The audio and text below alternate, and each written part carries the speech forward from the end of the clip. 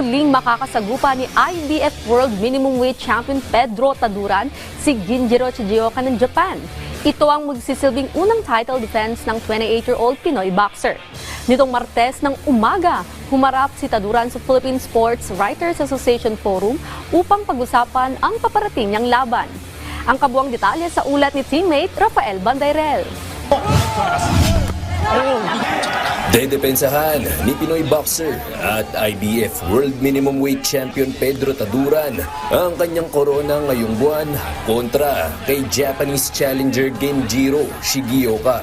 Isa itong rematch ng kanilang bakbakan noong nakaraang taon kung saan tinalo ng tubong Libon Albay si Chijioka via technical knockout upang mapanalunan ang naturang titulo. Ang pagkakaiba ngayon, si Taduran naman ang papasok sa loob ng ring bilang kampyon. Kaya lang, tulad ng dati ay siya pa rin ang dadayo sa teritoryo ni Chijioka. Sa kabila nito, wala naman umanong kaso para kay Taduran kahit pa may hometown advantage si Chijioka. Sanay naman po kasi lumaban sa ibang bansa, sa ibang lugar po, kaya yun po ang pinapokus ko pagdating sa ring, yung gagawin ko pong.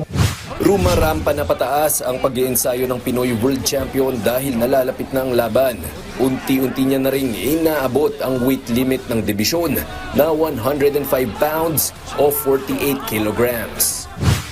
Sa ngayon, okay naman po kasi hindi naman ako sobrang bumibigat. Yung normal timbang ko lang ay 118, ganun po. So ngayon, 115 na lang po ako, kaya ngayon, simulan na po, pababa na po ako ng weight. Samantala, mataas naman ang kumpiyansa ng kanyang head coach na si Carl Peñalosa Jr.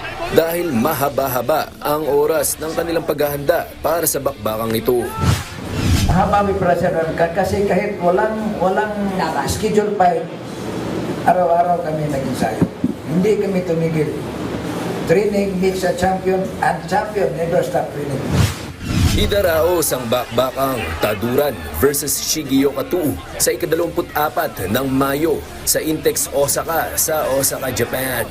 Rafael Bandairel para sa Atletang Pilipino, para sa Bagong Pilipinas.